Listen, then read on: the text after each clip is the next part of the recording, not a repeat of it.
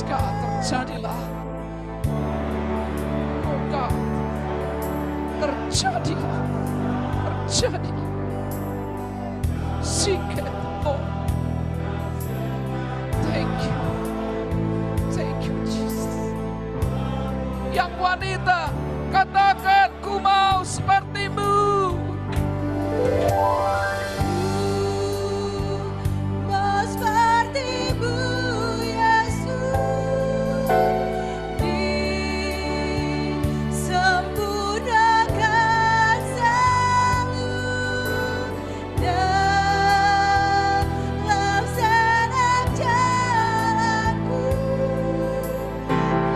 Bersama tanpa musik, bersama-sama deklarasikan ini. Ku mau sepertimu Yesus, disempurnakan selalu dalam setiap jalanku, memuliakan namamu. Sekali lagi, sererereme kusande leke iereme. Jadilah sanayane hios sailor, jadilah, terjadilah.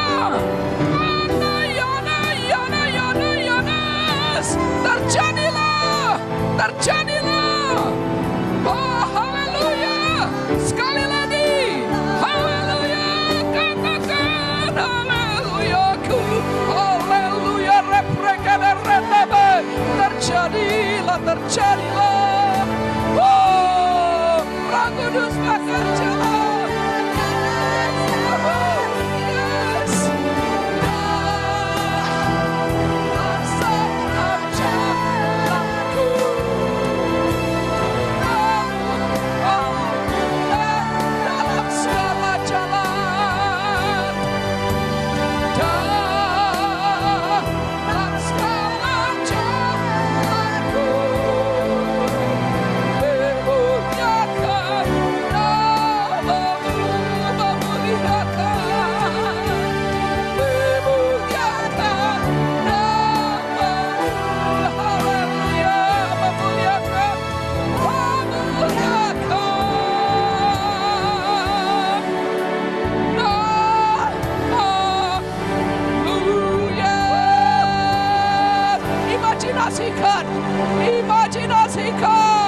Imajinasikan kita disempurnakan dari kesempurnaan kepada kesempurnaan, dari kemuliaan kepada kemuliaan, dari kebenaran kepada kebenaran, dari kesabaran kepada kesabaran.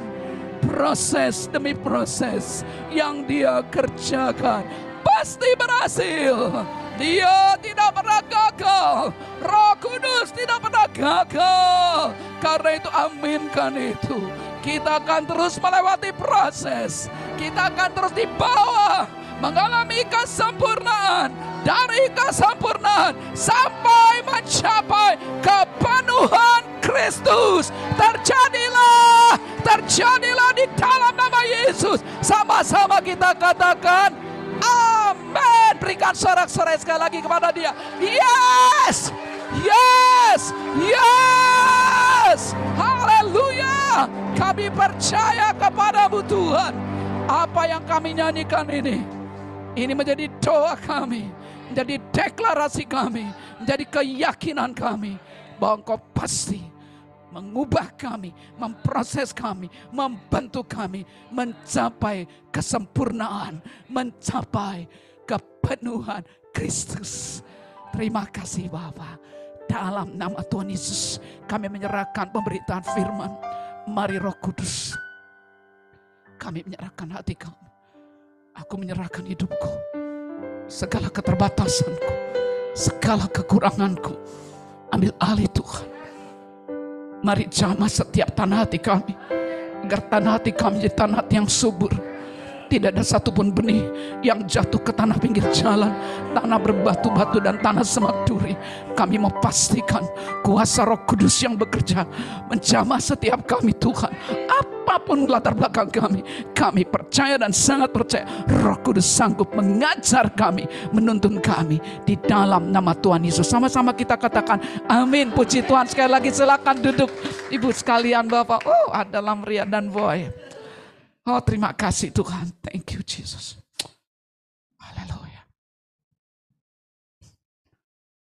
Haleluya. Sementara kita tadi memuji Tuhan, kita bertumbuh di dalam kasih, sehati sepikir, setujuan, melangkah bersama. Tuhan serta menanti di depan kita sok-sok hari esok.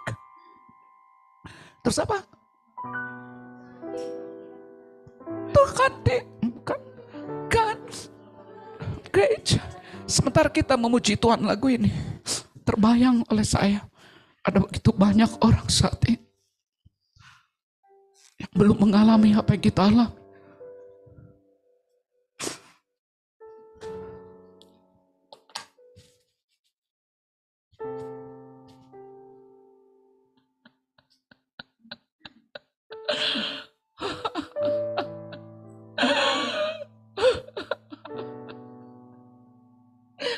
Oh my God, Tuhan besar.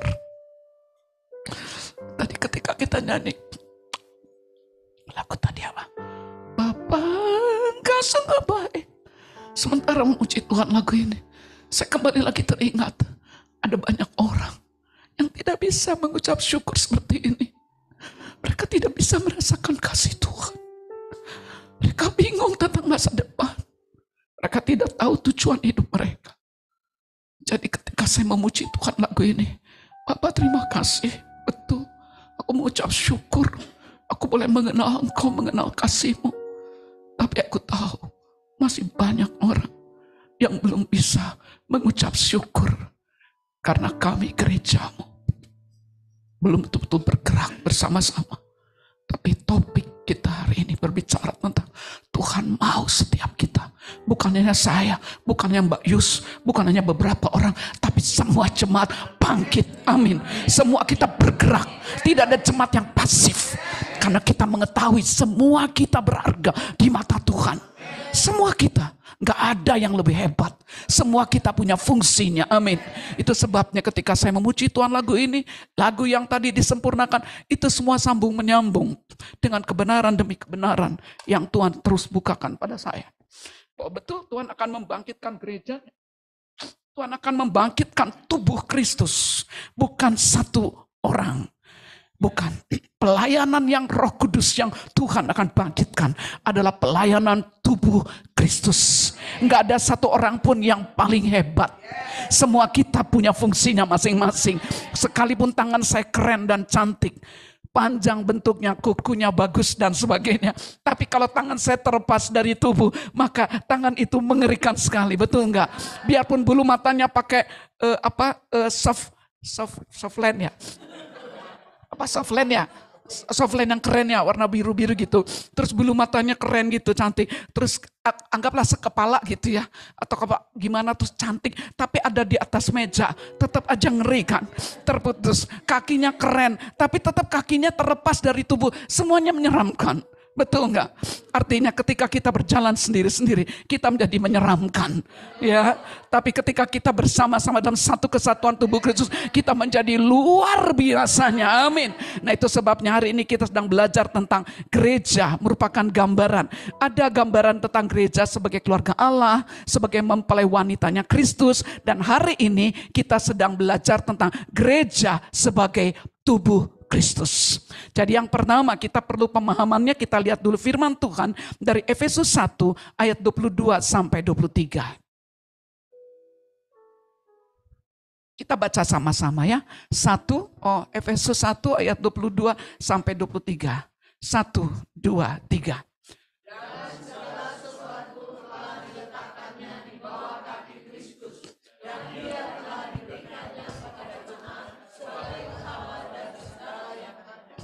Jemaat yang adalah tubuhnya, yaitu kepenuhan Dia yang memenuhi semua dan segala sesuatu. Lihat di sini. Jemaat adalah tubuhnya, yaitu kepenuhan Dia, bukan kepenuhan setan. Tapi kepenuhan Dia, kepenuhan Kristus yang memenuhi semua dan segala sesuatu. Artinya gereja punya tanggung jawab memenuhi semua dan segala sesuatu. Gereja telah ditetapkan Tuhan. Karena itu Kristus betul-betul ingin sekali semua kita mencapai level kepenuhan Kristus. Sehingga betul-betul kita bisa memenuhi semua dan segala sesuatu. Kita bisa menjawab kondisi yang ada di bangsa kita, yang ada di kota kita, di bangsa-bangsa. Gerejalah solusinya, bukan yang lain. Kemarin saya mendengar ada sebuah kesaksian, kisah yang sungguh sebenarnya cukup membuat saya menjadi ngeri. Kalau saya tidak betul-betul membangun semua jemaat, membangun hidup kita di atas dasar yang benar. Itu sebabnya tadi ketika lagu tadi, kita bertumbuh, bertumbuh di dalam kasih Tuhan. Air-air ini sedang berbicara kuat kepada saya tentang bagaimana gereja menjadi kuat. Itu ada hubungannya ketika setiap orang, setiap orang percaya, termasuk saya, termasuk saudara. Bilang, termasuk kamu. Terus bertumbuh. Terus bertumbuh di dalam kasih, di dalam kebenaran, di dalam Kristus. Tapi Tuhan bilang, orang tidak akan bertumbuh kalau tidak berakar. Kalau tidak berakar kuat, hidup kita tidak bisa bertumbuh. Tidak ada progres, tidak ada kemajuan. Karena kalau kita ingin mengalami kemajuan dalam seluruh aspek kehidupan kita, hal yang harus kita pahami, kita harus pastikan akar kita kuat. Dasar keyakinan kuat. Kita punya pola pikir yang selaras dengan pola pikir Tuhan. Jadi bicara tentang gereja digambarkan sebagai tubuh Kristus. Dan Kristus sebagai kepala dari tubuh, kepala dari gereja. Kita harus dulu pahami dulu prinsip ini. Bagaimana kita semua bisa menjadi tubuh Kristus yang bergerak memanifestasikan kepenuhan Kristus. Itu terjadi karena kita betul-betul mengalami yang namanya bertumbuh. Sebelum bertumbuh kita harus berakar. Gak mungkin. Jadi ketika saya dengar kesaksiannya, jadi begini saudara. Sekarang ada teknologi canggih. Saya juga termasuk orang yang belum mengerti tentang teknologi AI katanya. Siapa yang ngerti AI? Tolong angkat tangannya. Saya ngerti ya? Ngerti ya? AI ya? Nah, saya nggak begitu ngerti saudara. Jadi jemaat memberikan kesaksian. Ini maksud saya warning. Kenapa kita harus bangkit? Tuaian besar. Artinya kalau kita tidak bergerak, musuh, roh jahat, roh dunia akan betul menghabiskan mereka semua. Akan merusak bumi ini. Tapi firman Tuhan bilang, datanglah kerajaanmu. Jadilah kehendakmu. Di bumi seperti di sorga. Mau apapun kondisi bangsa kita saat ini, nggak problem. Yang penting gereja, kita adalah tubuhnya, memenuhi semua dan segala sesuatu. Kita yang bertanggung jawab kata Tuhan. Jadi saudari saya ini, jemaat ini menceritakan bahwa dia punya anak masih kelas 2 SMP. Anaknya pintar sekali. Dan orang tuanya tuh kaya. Ibunya guru, ayahnya itu pimpinan dalam sebuah universitas. Wah, kebayang ya? Keren ya. Lalu supaya anak ini semakin hebat, dia dikursuskan kan? Diberi kursus guru khusus untuk belajar AI. Dan akhirnya anak itu bisa mengambil foto temennya, foto guru, foto siapapun, diambil lalu diubah jadi bugil. Anak kelas 2 SMP. Lalu tersebar kepada banyak orang. Teman-temannya yang mengerti teknik ini minta diajarkan. Bahkan minta juga tolong dibuatkan. Bilang gini, tolong dong buatin dong itu guru saya foto. Saya senang sama guru saya itu katanya. Jadi foto gurunya diambil lalu dibuat lagi. Pakai teknologi AI, akhirnya guru itu bugil. Dan tersebar. Dan ada banyak foto-foto orang yang kembali juga bisa dilakukan bersebar mana-mana. Sampai akhirnya ketahuan dong, akhirnya biar gimana juga foto bugil itu sampai ketahuan. Dan ketahuan akhirnya dicek, cek semua. Ketahuanlah bahwa anak inilah Orang pertama yang menyebarkan, yang membuatnya. Lalu temannya yang meminta disebarkan itu juga ketahuan. Dan orang yang juga meminta lagi semua ketahuan. Akhirnya ketiga anak ini, tiga-tiganya dikeluarkan dari sekolahnya. Karena udah membuat jelek. Dan ibunya seorang guru. Sampai frustrasi. Pengen keluar dan tidak mau jadi guru lagi. Dan ayahnya seorang pimpinan dari sebuah universitas. Juga sudah merasa seperti daun habis, baru kelas 2 SMP. Lalu saya seperti diingatkan Tuhan. Saya punya cucu, saudara. Jadi langsung pikiran saya terbayang, anak cucu kita ke depan. Generasi anak-anak saya, generasi anak-anak di bawah anak saya. Lalu terus sampai kepada cucu, saya bisa bayangin akan terjadi apa ke depan ini. Kalau gereja tidak betul-betul mengambil alih. Kalau gereja tidak lebih canggih dari semua teknologi yang ada ini. Ya, mereka sekarang akan buat robot ini, robot itu. Bahkan ada sebuah sekolah, saya dengar di Jawa apa Jus, sekolah BINUS. Itu katanya ininya robot, apa ya, gurunya robot. Nanti lama-lama guru tidak diperlukan lagi. Bayangin. Karena robot bisa menjawab semua pertanyaan. Sekarang saya dengar dari teman saya juga tadi. Di Jepang, di hotel di Jepang. Yang melayani mereka adalah robot. Makin banyak gak orang nganggur? Makin banyak orang nganggur. Makin banyak orang tidak terpakai. Tapi makin banyak juga mereka bisa berbuat banyak kejahatan. Lewat teknologi canggih. Nanti akan ke depan teknologi juga akan terus bertumbuh. Lalu Tuhan bilang pada saya. Kalau mereka tidak berakar. Kalau mereka tidak dibangun di atas batu, datang badai, runtuh rumahnya. Kalau hidupku dan hidupmu tidak dibangun di atas batu, dibangun di atas dasar para rasul, tidak dibangun dengan benar, Tuhan bilang, gereja akan kehilangan power. Sehingga kuasa-kuasa dunia ini akan membawa anak cucu kita justru menjadi orang-orang seperti yang lebih serem daripada yang saya dengar tadi. Dan Tuhan bilang, itu sebabnya gereja yang penuh dengan kuasa, supranatural, nggak bisa dikerjakan oleh robot. Amin. Pembentukan karakter tidak bisa dikerjakan oleh robot. Urapan Roh Kudus tidak bisa dikerjakan oleh robot. Menyatakan kasih tidak bisa dikerjakan oleh robot. Jadi ketika gereja bangkit dalam kepenuhan Kristus, Tuhan bilang inilah saingan dari segala robot. Inilah saingan dari segala teknologi canggih. Karena gereja yang penuh dengan kepenuhan Kristus, yang penuh dengan otoritas, penuh dengan kasih, penuh dengan kuasa, mereka akan menjawab semua apa yang mereka pikir mereka bisa taklukan. Mereka pikir dengan alat-alat canggih mereka tidak butuh Tuhan. Tapi ketika kita mulai mendemonstrasikan, orang sakit, orang lumpuh jalan kembali, orang buta melihat, orang tuli mendengar, orang bisu bicara, orang mati bangkit, kita viralkan semuanya, dunia akan segera tahu ada saingan kita. Amin. Tuhan bilang itu. Makanya ketika saya sudah sampai di tempat ini pun roh saya terus bergemuruh. Saya percaya Tuhan katakan, aku akan terus bekerja di tengah-tengah jemaatku. Membawa mereka mengalami kesempurnaan demi kesempurnaan. Hanya saya mau loncat. Kenapa? Karena saya punya sebuah kepastian bahwa gereja akan mengalami progres. Kita akan lihat gereja yang betul-betul menjadi mempelai wanitanya Kristus. Gereja yang tidak bercacat, Tuhan bilang, itu pasti. Yang paling penting, lewati prosesnya. Seperti yang Pak Gun tadi bilang. Jadi yang pertama, gereja Tuhan memang Tuhan gambarkan sebagai tubuh, dan Yesus, bukan Yesus, Kristus sebagai kepala gereja. Kita harus paham prinsip ini. Kalau kepala dan tubuh tidak nyambung, kita tetap tidak bisa berbuat apa-apa. Itu sebabnya poin penting di sini. Kalau kita tahu kita adalah tubuhnya Kristus, bagian dari tubuh Kristus, kepala adalah Kristus, artinya tidak bisa tidak. Kita harus dalam kondisi keterhubungan yang penuh dengan sang kepala.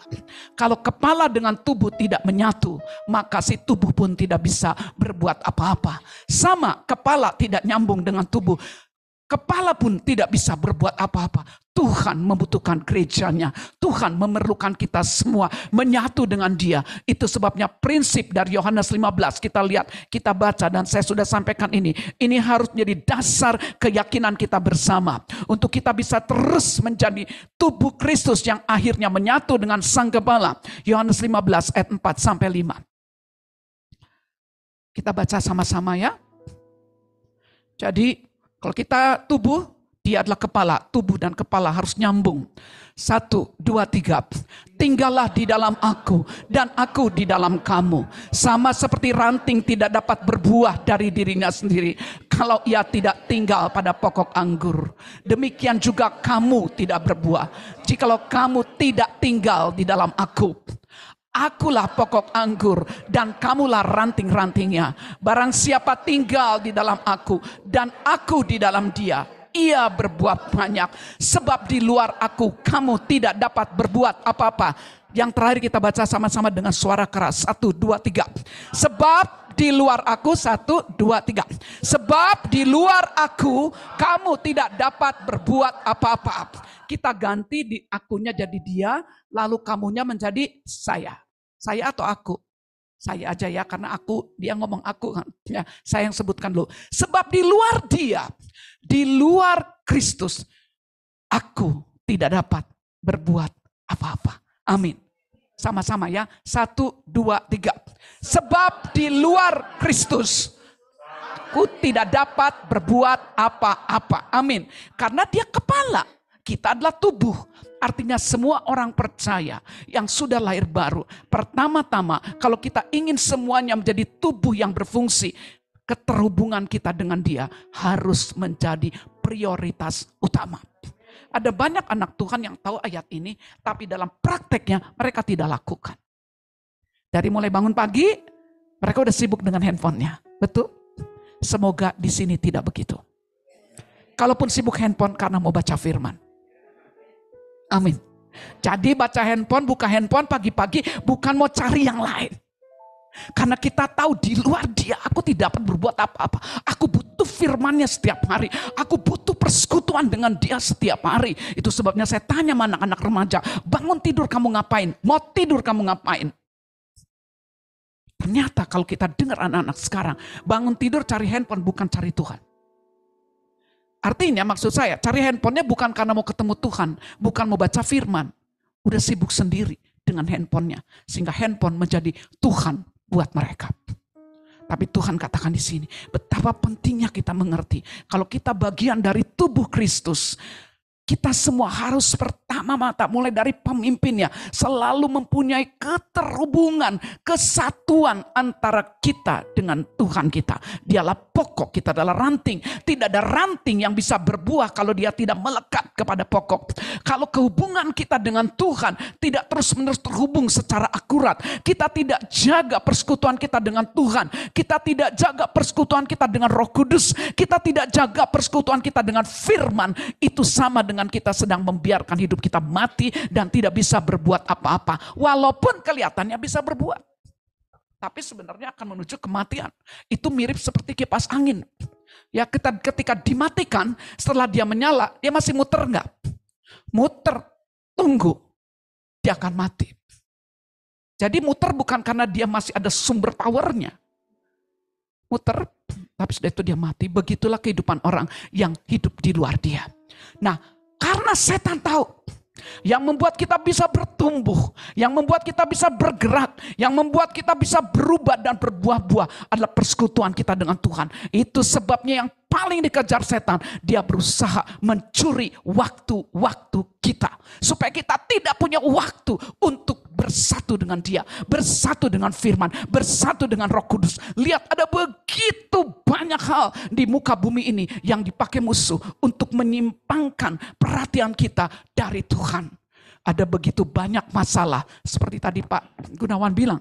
Betul, ada banyak orang saat ini lebih memikirkan masalahnya daripada keterhubungannya dengan Tuhan.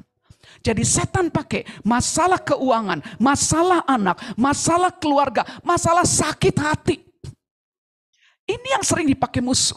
Dia sering pakai anak-anak Tuhan karena kita semua sedang bertumbuh. Itu tidak langsung orang jadi sempurna. Di saat kita melihat ketidaksempurnaan rekan kita, saudara kita, saudari kita, ayah, ibu, pemimpin, disitulah kesempatan musuh mulai menaruhkan roh sakit hati. Roh kekecewaan, roh ketidakpuasan, roh sungut-sungut, dan berbagai macam roh-roh negatif lainnya. Supaya apa? Ketika kita mulai sakit hati, ketika kita mulai kecewa, ketika kita mulai kesel dan sebagainya, benci kepada seseorang, itulah saatnya kita tidak bisa terhubung dengan Dia. Itu sebabnya pastikan hari ini seluruh jemaat di tempat ini tidak ada simpan sakit hati kepada siapapun juga, kepada istri, kepada suami, kepada anak, kepada orang tua, kepada mertua, kepada tetangga, kepada siapapun juga. Pastikan kita tidak punya sakit hati, tidak menyimpan kesalahan orang, karena firman Tuhan katakan, kalau kamu tidak bisa mengampuni orang yang bersalah kepada kamu, maka aku pun tidak bisa mengampuni kamu. Dan kalau kita mau bersekutu dengan Tuhan, tapi kita punya sakit hati kepada seseorang, itu sama dengan kita sedang menghambat keterhubungan kita. Kita tidak bisa terhubung secara leluasa. Pada saat itulah yang dikatakan ranting dengan pokok tidak bisa menyatu. Itu sebabnya hati-hati dengan yang namanya masalah sakit hati. Karena kita semua sedang proses. Bilang, kita semua sedang proses. Pastikan saya tidak punya konflik dengan siapapun. Kita semua sedang proses. Bahkan ketika kita melihat kekurangan saudara dan saudari kita, karena kita sedang bicara tubuh Kristus, saya ingin supaya kita semakin memahami. Ketika kita melihat yang tadi, yang lemah menanggung, yang kuat menanggung yang lemah. Tapi yang sering terjadi apa sih? Begitu melihat kelemahan orang, yang ada betul enggak? Lebih sering nyalahin kan? Orang kalau ngelihat kesalahan, lebih ngelihat kesalahannya kayaknya sejuta dibanding dengan kebaikannya. Jadi kebaikannya kayak nggak kelihatan. Betul. Itulah fakta. Itu cara berpikir dunia yang mencetak kita. Padahal yang kuat menanggung yang lemah. Artinya kalau kita melihat ada saudara dan saudari kita yang lemah, yang sedang proses, yang sedang bertumbuh, jangan diomongin, jangan diomong-omongin di belakang, jangan sakit hati. Itu saatnya kita bawa dia kepada Tuhan. Kita bawa karena dia merupakan bagian dari diri kita. Kalau dianya cacat, dianya sakit, kan kita juga yang cacat. Di mana ada misalnya, sekarang kaki saya sakit, saya biarin aja. Kan si kaki yang sakit nggak bisa. Kaki yang sakit semua tubuh bisa rasain. Rugi tubuhnya. Jadi kita nggak bisa bilang, biarin aja. Dianya sakit, dianya begitu, biarin aja. Jangan. Justru kita harus bersikap. Aku lihat yang lemah. Aku berusaha untuk menguatkan dia. Pertama di dalam doa. Dengar arahan nasihat Tuhan. Barulah berbicara kepadanya. Kalau Tuhan suruh engkau berbicara, berbicaralah. Sehingga engkau akan menguatkan orang itu. Tapi kalau Tuhan gak suruh bicara, gak usah bicara. Karena seringkali menyinggung. Seringkali ketika engkau tidak bawa di dalam doa, yang terjadi adalah kesel. Nah karena gak bawa di dalam doa, karena kesel ngomongnya menjadi penuh dengan kata-kata penghakiman. Ya, nah jadi ini bicara tentang tubuh Kristus. Saya ingin mengorek kita semua dalam kehidupan sehari-hari kita. Pastikan kita tidak punya sakit hati kepada siapapun. Kalau kita melihat ada yang lemah, jangan ngomelin, jangan ngomongin, jangan tunjuk-tunjuk. Bawa di hadapan Tuhan. Penuh dengan belas kasihan Tuhan. Tuhan akan berbicara kepada kita. Kalau Tuhan suruh untuk kita ngomong sama orang itu, baru berbicara. Berkata-katalah satu dengan yang lain dalam mazmur, dalam puji-pujian, betul enggak? Nasihati satu dengan yang lain dalam kasih. Enggak mungkin kita bisa menasihati dalam kasih kalau keterhubungan kita dengan sumber kasih terputus. Inilah cara musuh. Musuh berusaha membuat umat Tuhan tidak bisa bersekutu dengan Tuhan. Lewat masalah sakit hati, masalah keluarga. Terutama sekarang masalah yang sering dipakai musuh adalah handphone medsos. Untuk pegang ini bisa seharian. Kalau anak-anak muda disentuh hal ini mereka benar-benar Bu, benar. Iya, coba kalau ditanya, kalau hilang handphonenya, kemana handphoneku? Kalau nggak ada sinyal, coba nyari ke sudut-sudut mana supaya dapat sinyal. Tapi kalau nggak ketemu Tuhan, tenang aja, nggak usah berusaha apapun. Kalau kehilangan Tuhan, nggak ketemu Tuhan, merasa biasa. Tapi kalau kehilangan handphone, luar biasa. Kayak kebakaran, bener nggak? Kebakaran jenggot, sebenarnya bukan kebakaran jenggot, sama jenggot mungkin gak terlalu ya. Ya istilahnya kayak benar-benar orang kayaknya hidupnya tuh, gitu kayak nggak ada Gak ada kehidupan, bener. Handphone tuh kayak Tuhan sekarang dibuat orang. Musuh bekerja lewat itu. Jadi lama di medsos, apalagi dengan situasi politik seperti ini kan. Kita mau lihat Stephen Agustinus, yang dilihat Prabowo. Ya kan, saya aja juga manusia yang bisa digoda, saudara. Saya pengen tahu Jokowi. Ya kan, apalagi Jokowi gini. Kemarin dibilang, emang ibu nggak tahu? Kalau sekarang Prabowo jadi jenderal. Wah, jadi pengen tahu, saya pengen tahu. Jadi jenderal kapan tuh diangkatnya? Karena saya nggak buka kan. Saudara, ini benar-benar kalau saya nggak hati-hati, bisa-bisa persekutuan kita dengan Tuhan keganggu.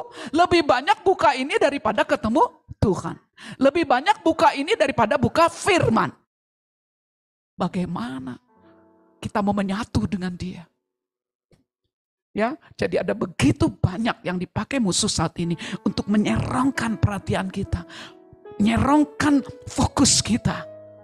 Ya medsos, ya masalah uang, ya masalah ini, masalah itu, sehingga kita seperti nggak punya waktu seperti gini. Tuhan nggak apa-apa lah ya, sebentar aja ya dengan Tuhannya, 5 menit aja ya baca firmannya, pas baca pagi-pagi, ya udah, yang penting Tuhan terima kasih, selesai ya. Nggak mengalami sesuatu dengan Tuhan, tidak betul-betul membangun persekutuan yang indah, tidak dibukakan oleh Roh Kudus, akibatnya firman-Nya tidak berakar.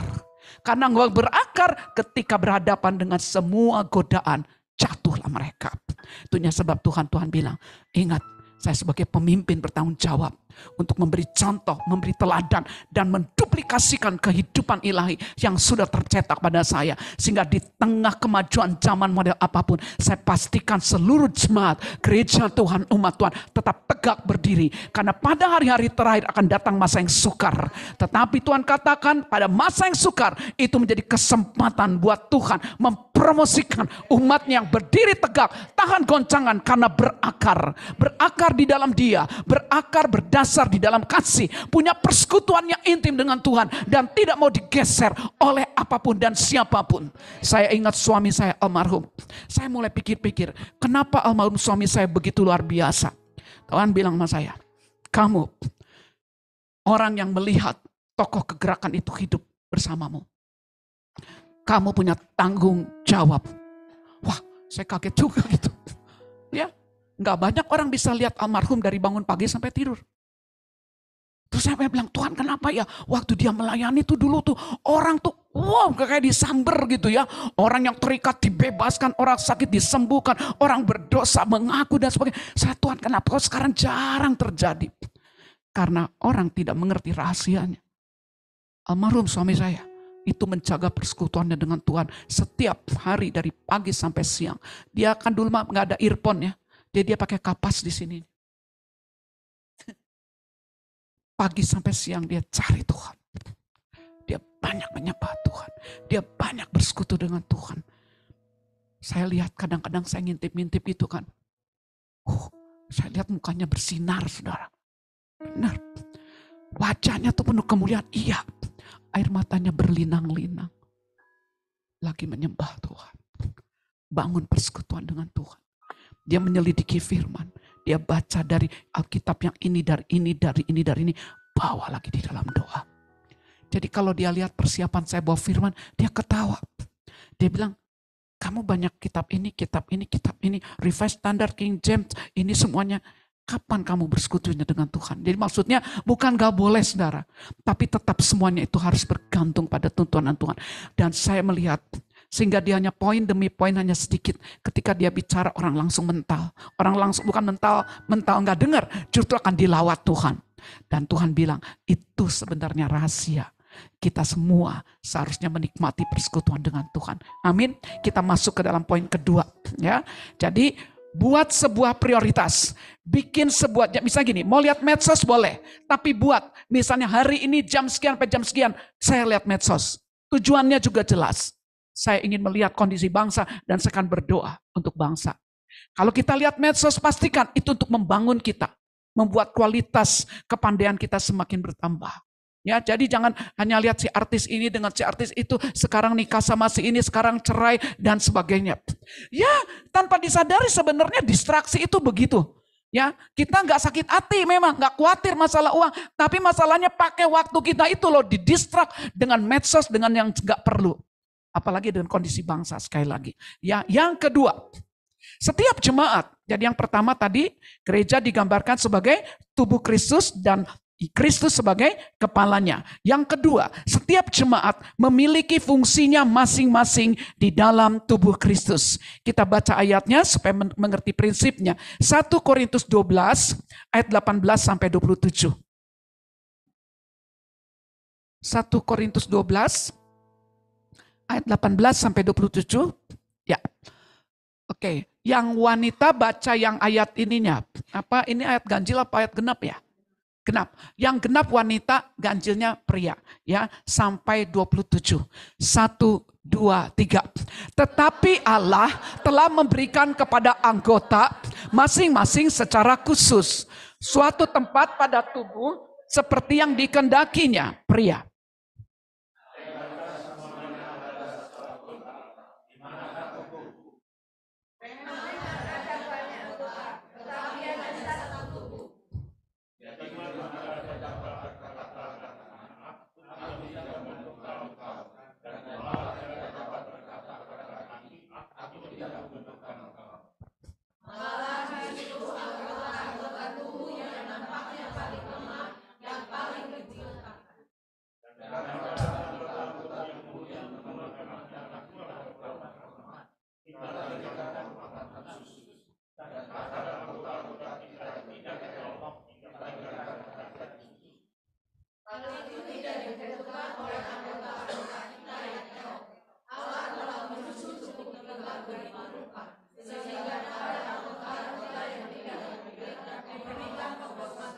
Amin.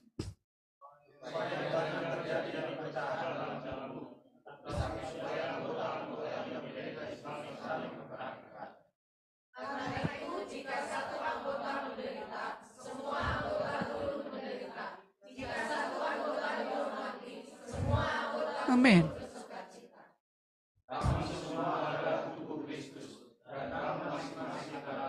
Amin. Kita lihat di sini semua ya. Kita semua adalah tubuh Kristus, masing-masing anggotanya. Kita ada tempatnya masing-masing. Tadi saya sudah sampaikan, ada tangan, ada kaki, bahkan jantung tuh nggak kelihatan. Tapi dia kalau kalian nggak punya jantung, mati. Bener nggak? Nggak kelihatan. Hati, ginjal dan semua nggak kelihatan. Tapi peranannya sangat penting di dalam tubuh. Ya, tapi ada juga bagian-bagiannya mungkin kita pikir alis nggak terlalu, tapi ada fungsinya semuanya. Pokoknya sampai bulu hidung pun ada fungsinya, ya. Yang kelihatannya kecil pun, sesuatu yang kelihatannya tidak berarti pun ada fungsinya. Berarti kita semua ada fungsinya. Bilang, saya ada fungsinya di dalam tubuh Kristus. Saya ada fungsinya di dalam tubuh Kristus. Amin. Jadi jati diri kita itu harus dibangun di atas firman. Kita nggak perlu bilang, kok saya nggak seperti dia ya. Tenang aja. Kalau memang kaki jangan bilang, kok saya nggak kayak mulut ya. Kan mulut juga nggak bilang, kok saya nggak kayak kaki ya. Semua kalau kita ngerti prinsip ini, saya adalah bagian dari tubuh Kristus. Saya adalah anggota dari tubuh Kristus. Ada fungsinya masing-masing. Teduh sejenak di hadapan Tuhan. Ucapkan syukur kepada Dia. Berterima kasih. Bahwa kita berharga di matanya. Thank you Lord. Tidak ada satupun yang tidak berguna. Oh my God. Thank you Lord. Minta Roh Kudus menolongmu. Untuk bisa melihat. Di mana posisimu. Di mana bagianmu dalam tubuh Kristus. Dan tidak menjadi minder. Tidak juga membuat dirimu merasa selalu menjadi orang yang tidak berguna dan tidak bisa apa-apa. Karena Tuhan telah menempatkan kita masing-masing sesuai dengan kasih karunia-Nya, sesuai dengan anugerah-Nya. Tidak ada iri hati, tidak ada perpecahan. Gak usah, karena kita tahu kita semua ada fungsinya, ada posisinya. Amin. Kalau kita tahu jati diri kita di dalam Kristus, Itu yang menyebabkan saya tidak berusaha menjadi seperti orang lain. Saya nggak berusaha. Dan saya juga tidak minder. Saya juga tidak cemburu. Tidak iri. Nggak tertekan. Karena saya tahu saya ada bagian dalam tubuh Kristus. Amin. Nah, jadi semua kita punya fungsinya. Nah, itu sebabnya Tuhan saat ini sedang memunculkan umat Tuhan yang mengerti ini loh fungsimu, ini loh fungsimu, ini loh fungsimu, ini loh fungsimu, ini loh fungsimu.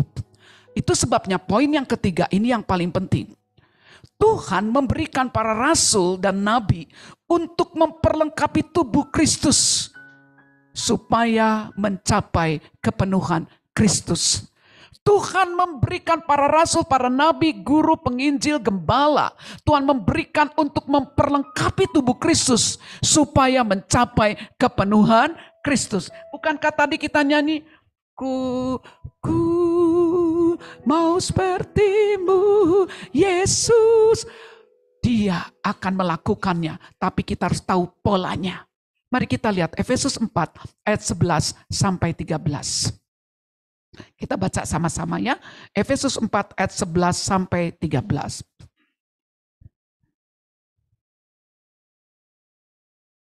Satu, dua, tiga. Oh, tunggu sebentar, bacanya agak keras ya. 1, 2, 3.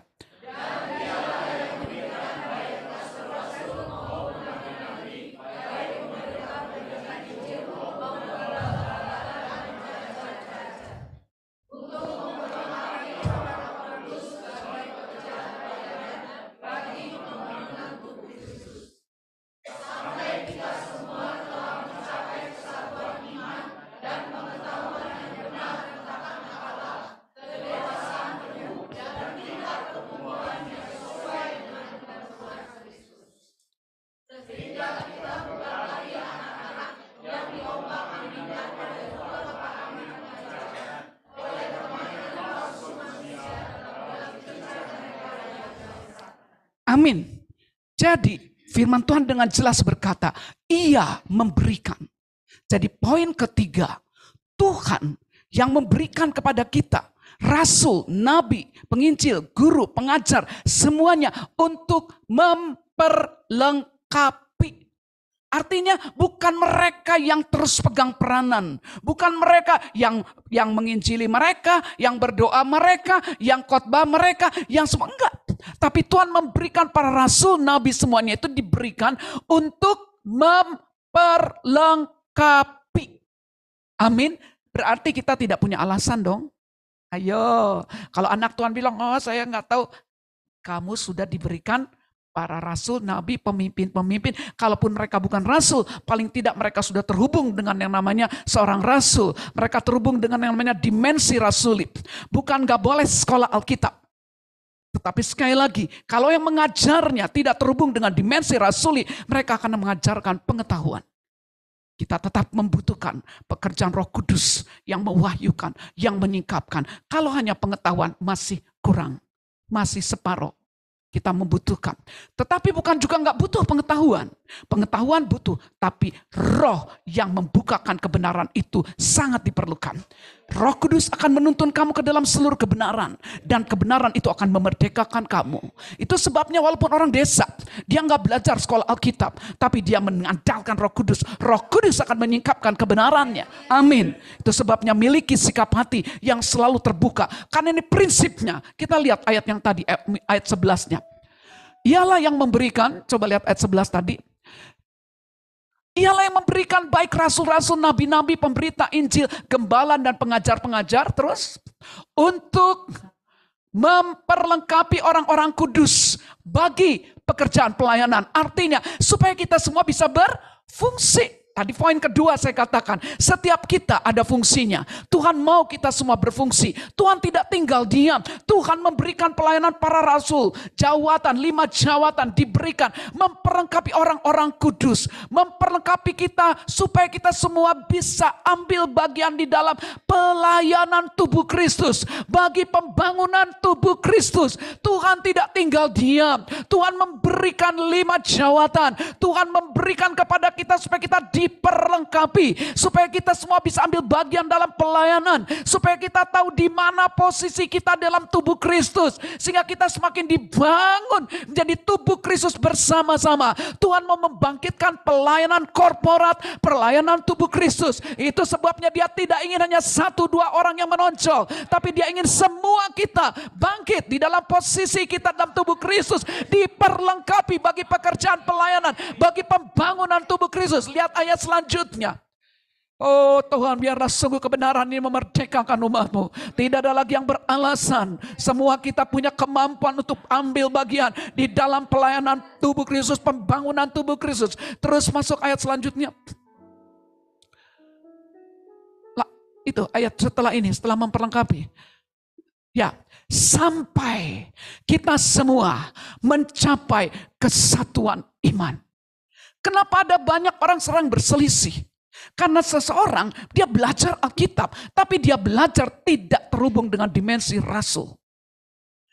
Bukankah jemaat mula-mula bertumbuh demikian rupa? Karena mereka bertekun dalam pengajaran rasul-rasul. Apakah saya tidak boleh menyelidiki firman Tuhan sendiri? Boleh.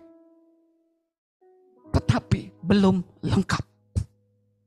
Harus diperlengkapi. Ini pola Tuhan. Supaya semua jemaat Tuhan tidak merasa bisa sendiri. Kita membutuhkan satu dengan yang lainnya. Ini pola Tuhan. Kalau kita lihat di Efesus 1 ayat 22 dia bilang. Kita dibangun oleh para rasul, para nabi. Dan batu fondasinya adalah Kristus sebagai batu penjuru. Tapi tetap ada peranan mereka. Setiap umat Tuhan tidak bisa berkata. Pokoknya yang penting saya mau ikut YouTube 1, YouTube 2, YouTube 3. YouTube. Nggak bisa. Karena semua umat Tuhan harus tertanam dalam sebuah rumah rohani. Nggak bisa pindah sini, pindah situ semau dia. Nggak bisa. Gereja Tuhan harus orang kalau mau berakar harus tertanam di dalam sebuah tempat. Kalau saudara ditempatkan Tuhan di gereja, di rumah rohani, di Lembang, jangan coba-coba cari tempat lain. Yes, jangan coba-coba. Kamu gak akan berakar. Kalau sekali ini saya di sini, besok saya di situ, besok saya di situ gak akan berakar. Tapi kalau engkau mau bertumbuh, engkau harus berakar, harus tertanam di rumah Tuhan. Kalau engkau ditetapkan Tuhan di rumah rohani di Lembang ini, bertekunlah di sini, bertumbuhlah di sini, belajar, buka hatimu supaya sungguh kita diperlengkapi, miliki sikap hati yang kalau saya bilang bahasa Yunaninya suni emi. Suni emi itu menyatukan pikiran dengan sang penabur firman. Penabur yang bagaimana? Yang datang dari firman Tuhan, dari ruang tata, dari hadirat Tuhan. Dialah orang yang Tuhan utus untuk mengajarkan kepada jemaat. Kita harus memiliki sikap hati yang rendah hati. Kita mau belajar. Saya adalah seorang pemimpin. Saya udah tahu dapurnya Kemah Daud dari awal. Dari sebelum jadi Kristen Kemah Daud saya sudah tahu. Kalau saya mau ikutin metode, saya bisa. Karena saya tahu dari awalnya bagaimana. Dari mulainya pelayanan ini 1-2 orang sampai 30, sampai SMA, SMP dan semuanya. Sampai menjadi gereja Kristen Kemah Daud. Itu pun saya tahu dan saya ada di dalamnya. Membuat buku kelas dasar 1, kelas dasar 2, kelas dasar 3. Saya pun ada di dalamnya. Sebenarnya kalau bicara metode saya tahu banyak. Tapi sekali lagi saya bilang, saya harus berani menanggalkan. Kalau memang ada pola pikir saya yang belum akurat. Tuhan tolong saya. Walaupun saya udah tahu banyak. Roh Kudus mari rombak segala yang harus dirombak. Tapi yang bagus ya tetap justru harus kita pertahankan, harus terus bertumbuh gitu ya. Jadi istilahnya kalau kita dulu pakai bajunya yang begini cocok, ya jangan sampai umur 5 tahun cocok. Namanya 10 tahun gak cocok lah pakai baju yang 5 tahun, benar gak? Nah artinya ada banyak hal yang harus dirombak. Kalau memang harus dirombak, saya izinkan untuk diri saya katakan, Tuhan saya mau membuka hati saya. Saya selalu bilang sama Tuhan, Tuhan sekalipun saya tahu banyak. Dapurnya Kemah Daud secara khusus saya tahu. Tapi saya tahu itu bukan merupakan andalan saya. Mari bantu dan tolong saya Tuhan. Untuk saya terus terbuka kepada Roh Kudus. Untuk saya terhubung dengan dimensi rasuli. Untuk saya terus diperlengkapi Tuhan, karena ini pola Tuhan. Saya mau belajar, saya punya sikap hati Suni Emi. Dan saya ajarkan juga pada jemaat, miliki sikap hati Suni Emi. Mau menyatukan pikiran dengan apa yang dibawa oleh penabur firman. Bahasa Inggris join together in the mind. Jadi mau membuang cara berpikir kita sendiri. Kita menyatukan pikiran kita, sudut pandang kita dengan pikiran Kristus yang dibawa oleh hamba Tuhan. Sampai kita mencapai kesatuan iman. Jadi umat Tuhan tidak akan bilang, aku mau yakin yang ini. Aku yakin ini, terus yakin yang satu dengan yang satu beda, berantem. Bukankah waktu pemilihan presiden kemarin berantem satu dengan yang lain? Di grup anak Tuhan loh. Wah bener rame. Satu Prabowo, satu. Pokoknya mereka gak bilang Prabowo dan Ganjar dan sebagainya, gak ada ya. Tapi dari kata-kata yang satu, yang Prabowo bilang A, yang Ganjar bilang B. Terus saudara di Facebook saya lihat beranteman saudara. Padahal Tuhan bilang, tanpa iman tidak seorang pun berkenan kepada Allah. Jika engkau makan atau jika engkau minum, jika melakukan satu, lakukanlah semuanya karena Tuhan. Seharusnya kalau kita satu iman di dalam masalah pemilihan presiden, pasti kita akan memilih yang sama. Saya nggak akan tanya di sini ya siapa yang pilih nggak, ya. Tapi saya yakin kesatuan iman, sudut pandang kita mempengaruhi pengambilan keputusan kita. Apa yang kita yakini, itu yang kita putuskan. Kesatuan iman bicara tentang apa yang saya yakini. Saya yakini harus didasarkan kepada firman yang tertulis. Tapi juga diperlengkapi oleh para rasul, para nabi. Lalu diterangi oleh Roh Kudus. Sehingga kita tidak saling gontok-gontokan dalam masalah iman. Akhirnya kita mengalami pertumbuhan dewasa penuh. Bahkan mencapai kepenuhan Kristus. Ketika aku dan engkau dan kita semua mencapai tingkat kepenuhan Kristus, kita siap menjungkir balikan dunia ini. Karena itulah manifestasi dari pelayanan tubuh Kristus ketika setiap orang mencapai kepenuhan Kristus. Kepenuhan Kristus terjadi kapan? Pada saat kita mau mengosongkan diri kita dari pikiran sendiri, agenda sendiri, cita-cita sendiri, pendapat sendiri. Pada saat kita semua, itu poin keempat. Pada saat para pemimpin dan seluruh jemaat mengosongkan diri dari cinta diri, cinta uang, cinta dunia, maka tubuh Kristus akan memanifestasikan kepenuhan Kristus. Itu yang akan terjadi. Jemaat yang adalah tubuhnya, yang memenuhi semua dan segala sesuatu. Ketika kita mencapai kepenuhan Kristus. Artinya kita rela mengosongkan diri kita dari cita-cita pribadi. Dari pendapat kita sendiri. Dari keinginan kita sendiri. Dari tujuan kita sendiri. Kita merelakan diri kita. Diperlengkapi, diterangi oleh para rasul, oleh 5 jawatan. Kita memberi diri kita untuk diterangi, dituntun oleh Roh Kudus. Kita mengizinkan cara berpikir kita yang salah. Dicopot 1, 2, 3, dicopot semuanya. Sehingga yang ada adalah pikiran Kristus, pikiran Kristus, pikiran Kristus, pikiran Kristus, pikiran Kristus, pikiran Kristus. Semuanya pikiran Kristus. Tidak akan saling gontok-gontokan. Maka apa yang terjadi? Apa yang Kristus mau, yang saya rasakan, yang dia rasakan, yang kita rasakan semua. Itu yang disebut ketika kita semua mengosongkan diri kita.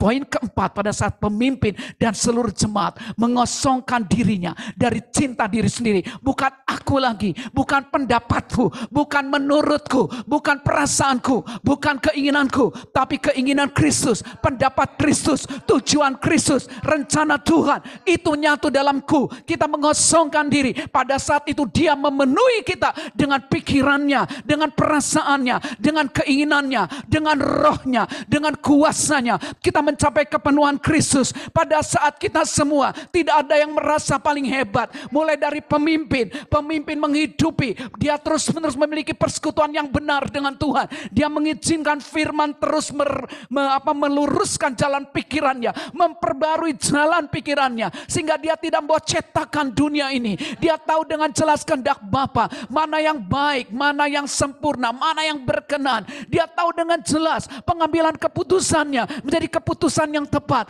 karena bukan aku lagi yang hidup, tapi Kristus yang hidup. Bukan pikiranku, pikiranku, bukan perasaanku, bukan rencanaku, tapi pikiran Kristus, rencana Kristus. Kenapa aku memiliki pikiran Kristus? Karena aku membuka diriku terhadap Roh Kudus, terhadap orang-orang yang Tuhan angkat untuk memperlengkapi kami, sehingga kami mencapai kesatuan iman, bertumbuh dalam kedewasaan penuh, bahkan kami mencapai kepenuhan Kristus. Semua kita tidak punya lagi cita-cita sendiri, semua kita meninggalkan agenda kita pribadi, cinta diri, cinta uang, cinta dunia, itu betul lepas, karena kita terus memiliki persekutuan dengan Tuhan, karena Roh Kudus terus menerangi jalan pikiran kita, karena kita memberi diri kita, mengosongkan diri kita dari diri sendiri, dari keinginan sendiri. Ketika kita mengosongkan diri, Tuhan katakan pada saat itulah tubuh Kristus, pada A, pada B, pada C, kita akan menyatu, kita akan mulai bergerak. Lihat contoh gereja di Efesus. Mari kita lihat dalam Kisah Rasul 19. Ini penutup, saya berharap mulai saat ini dan seterusnya, Lembang, Cimahi, Bandung, dan kota-kota lainnya harus mengalami perubahan. Karena gereja Tuhan saat ini memiliki dasar keyakinan yang sama, diperlengkapi, mereka berakar, bertumbuh, sehingga mereka tidak hidup lagi membawa keakuannya. Dan itu terjadi, maka bumi akan penuh dengan kemuliaan Tuhan. Kisah 19 ayat 1 sampai 12. 1, 2, 3. Ketika Apolos masih di Korintus, Paulus sudah, baca yang keras semuanya. 1, 2, 3. Ketika Apolos masih di Korintus, Paulus sudah menjelajah daerah-daerah pedalaman dan tiba di Efesus. Di situ didapatinya beberapa orang murid. Katanya kepada mereka, sudahkah kamu menerima Roh Kudus ketika kamu menjadi percaya? Akan tetapi mereka menjawab dia, belum. Bahkan kami belum pernah mendengar bahwa ada Roh Kudus. Lalu kata Paulus kepada mereka, kalau begitu dengan baptisan manakah kamu telah dibaptis? Jawab mereka, dengan baptisan Yohanes. Kata Paulus, baptisan Yohanes adalah pembaptisan orang yang telah bertobat. Dan ia berkata kepada orang banyak bahwa mereka harus percaya kepada Dia yang datang kemudian daripadanya, yaitu Yesus. Ketika mereka mendengar hal itu, mereka memberi diri mereka dibaptis dalam nama Tuhan Yesus. Dan ketika Paulus menepangkan tangan di atas mereka, turunlah Roh Kudus ke atas mereka, dan mulailah mereka berkata-kata dalam bahasa roh dan bernubuat. Jumlah mereka adalah kira-kira 12 orang. Selama 3 bulan Paulus mengunjungi rumah ibadat di situ dan mengajar dengan berani. Oleh pemberitaannya, dia berusaha meyakinkan mereka tentang kerajaan Allah. Tetapi ada beberapa orang yang tegar hatinya. Mereka tidak mau diyakinkan, malahan mengumpat jalan Tuhan di depan orang banyak. Karena itu Paulus meninggalkan mereka dan memisahkan murid-muridnya dari mereka. Dan setiap hari berbicara di ruang kuliah Tiranus. Hal ini dilakukannya 2 tahun lamanya. Sehingga semua penduduk Asia mendengar firman Tuhan. Baik orang Yahudi maupun orang Yunani. Oleh Paulus, Allah mengadakan mujizat-mujizat yang luar biasa. Bahkan orang membawa sabut tangan atau kain yang pernah dipakai oleh Paulus dan meletakkannya atas orang-orang sakit. Maka lenyaplah penyakit mereka dan keluarlah roh-roh jahat. Amin. Lihat ayat 10 sama-sama. Ayat 10. Hal ini dilakukannya 2 tahun lamanya. Sehingga semua penduduk Asia mendengar firman Tuhan. Baik orang Yahudi maupun orang Yunani. Jadi poin keempat tadi saya sampaikan. Ketika kita memberi diri. Dimulai dari adanya Paulus. Dimulai dari adanya pemimpin. Yang memberi diri dicetak oleh Tuhan.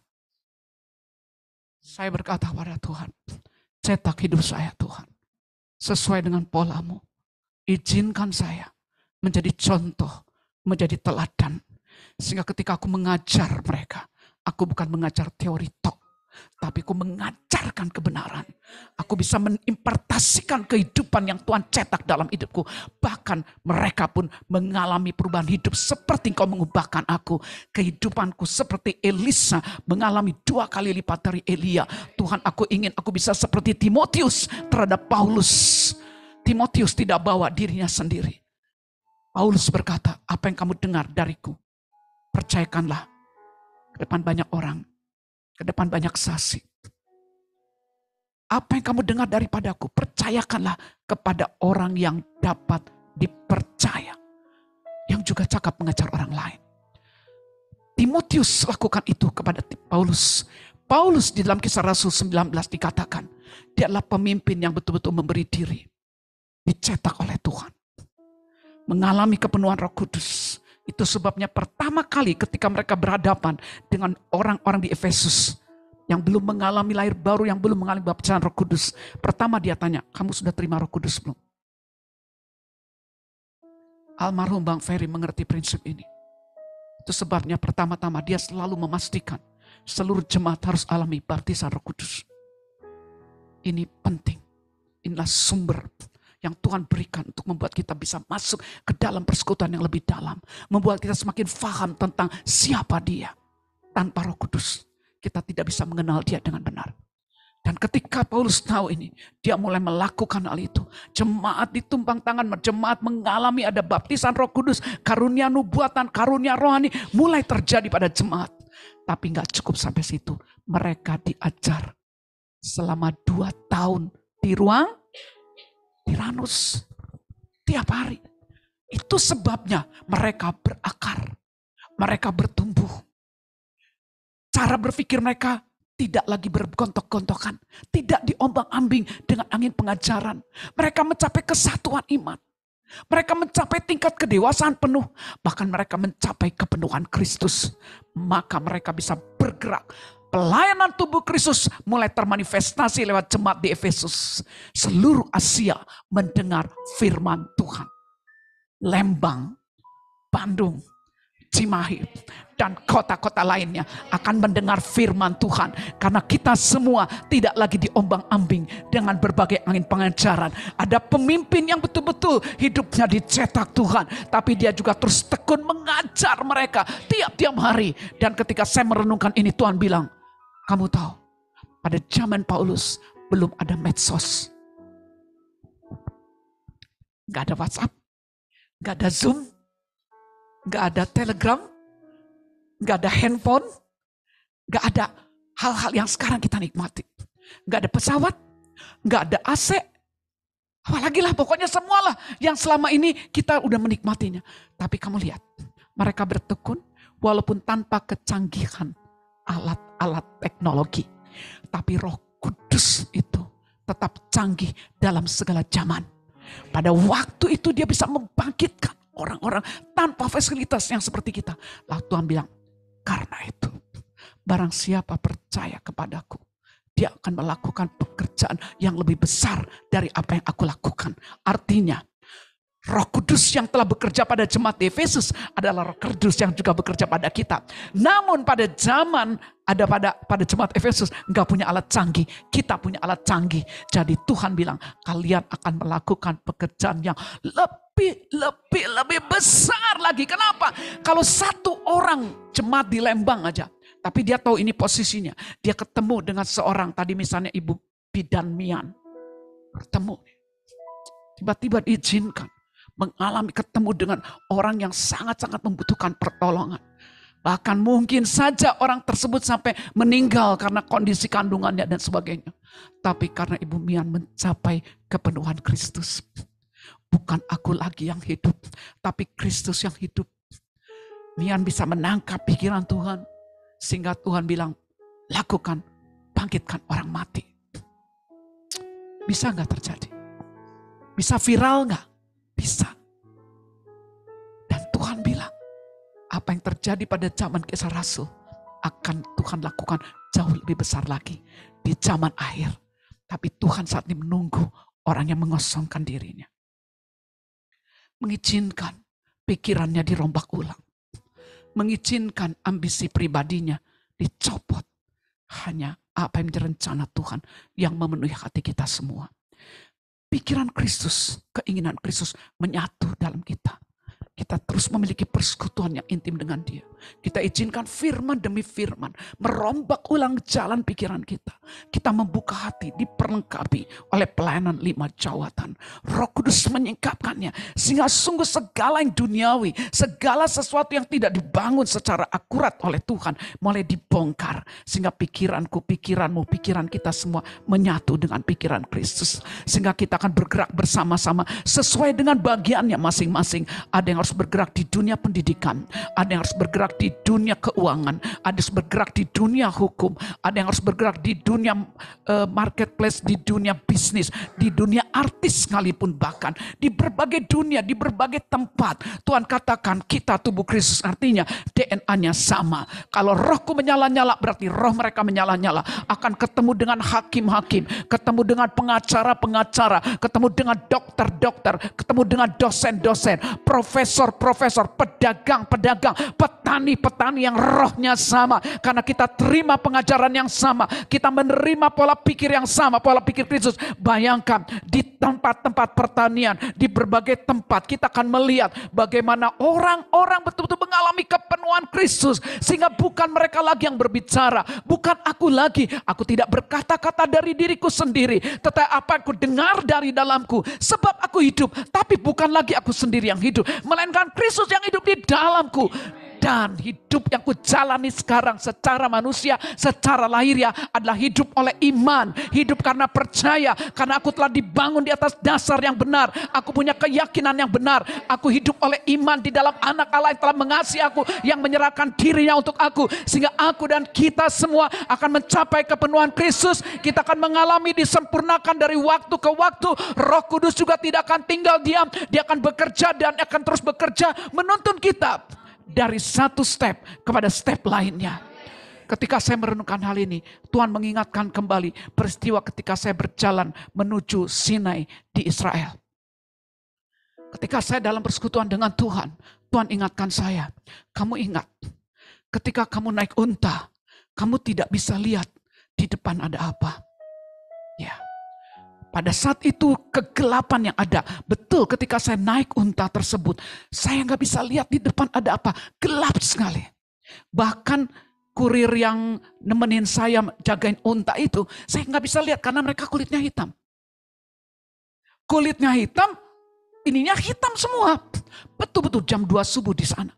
Saya naik hanya modal percaya, saudara. Udah bayar gitu kan, naik gitu. Gitu saya naik, kapan nyampainya? Saya naik, aduh capek banget. Saya lihat, aduh saya nggak bisa lihat ini saking gelap.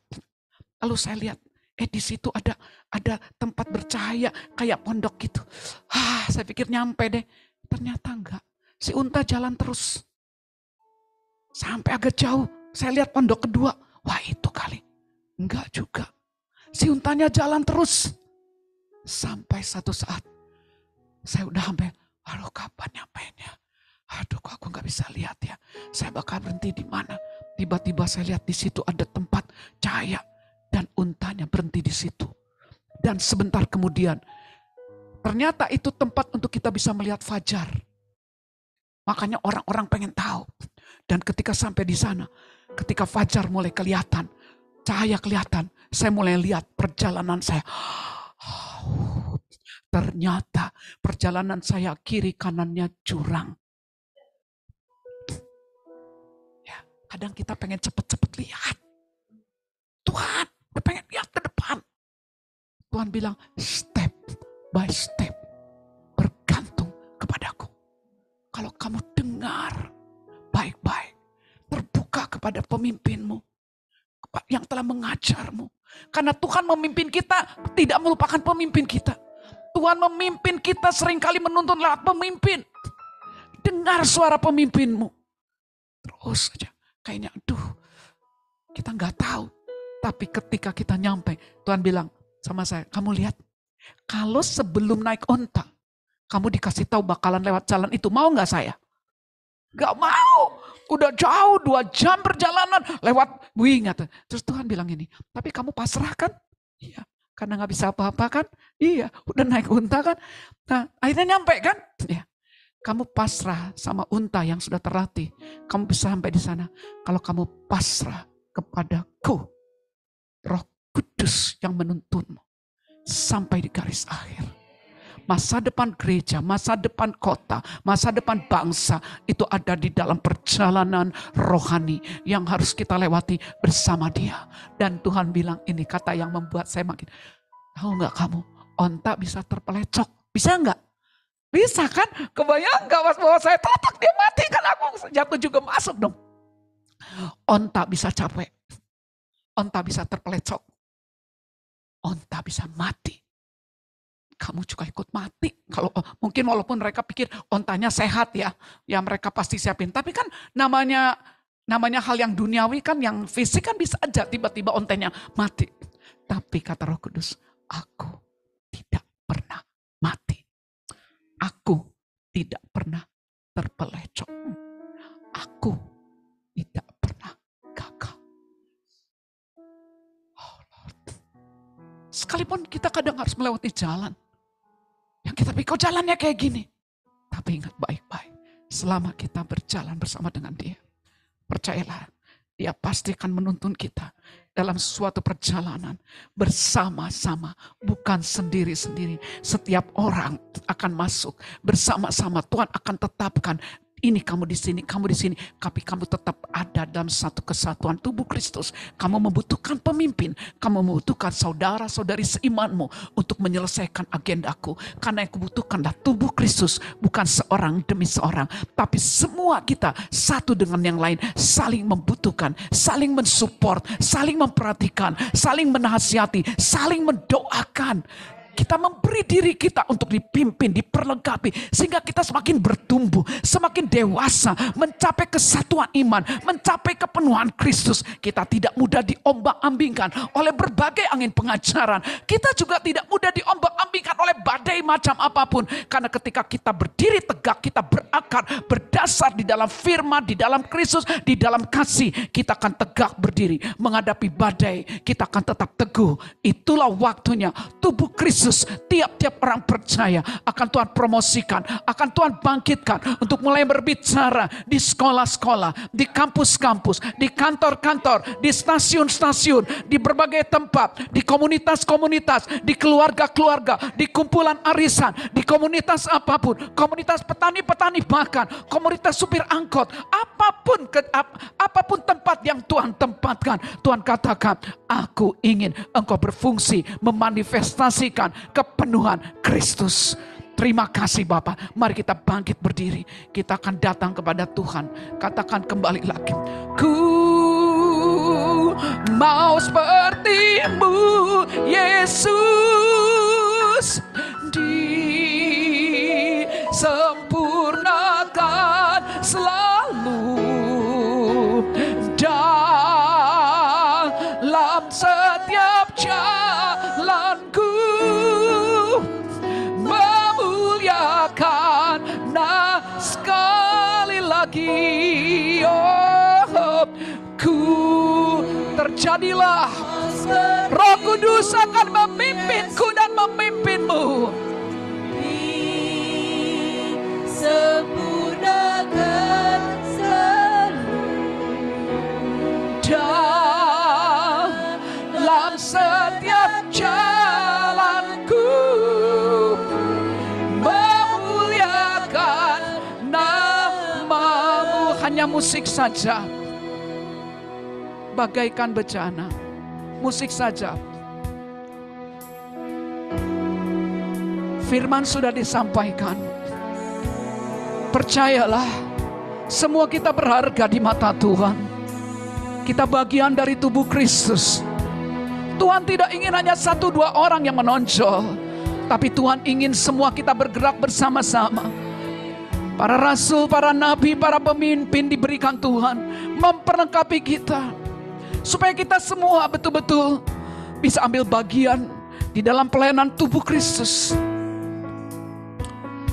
Ada begitu banyak proses yang harus kita jalani, supaya hanya Kristus saja yang hidup.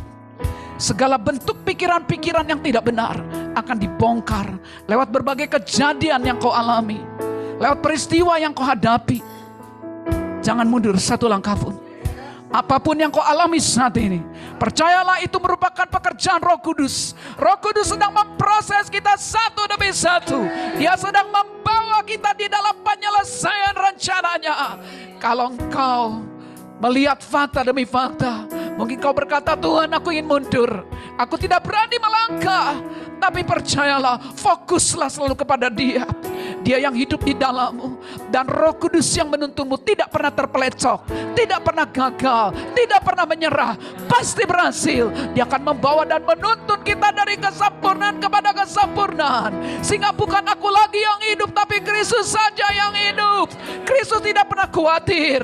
Kristus tidak pernah gelisah.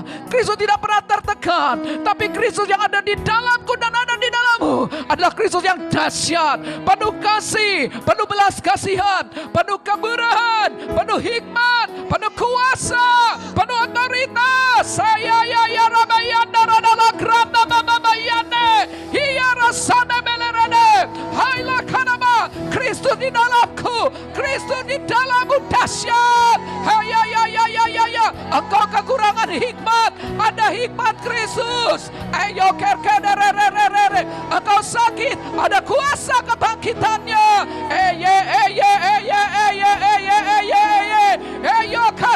Kakak. Di dalam Kristus semuanya lengkap, semuanya lengkap, semuanya ada. Yes, di dalam Kristus lengkap, semuanya ada. Tidak ada lagi yang lemah berkata, aku lemah, aku bodoh, aku tidak bisa. Karena bukan engkau lagi yang hidup, tapi Kristus yang hidup di dalamku, di dalammu. Semua kita akan Dia pakai, semua kita akan Dia bangkitkan, sehingga bangsa-bangsa datang kepadanya, menyembah kepada Dia.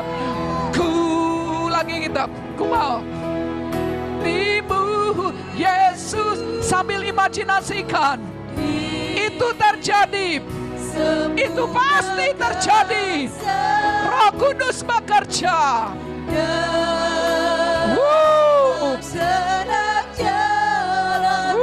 Yes God. Lagi, sekali lagi, jadikan ini dasar keyakinan.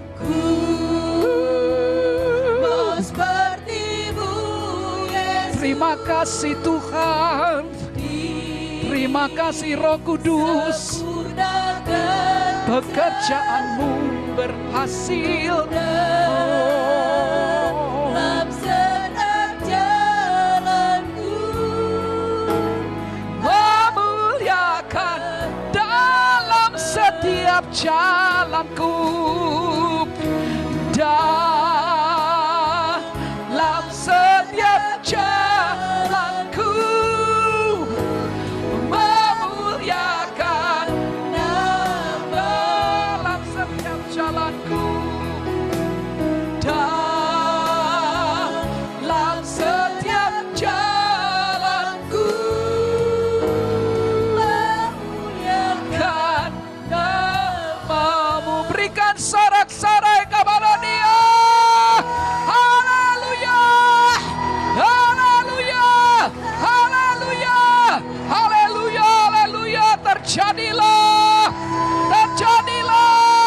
Terjadilah.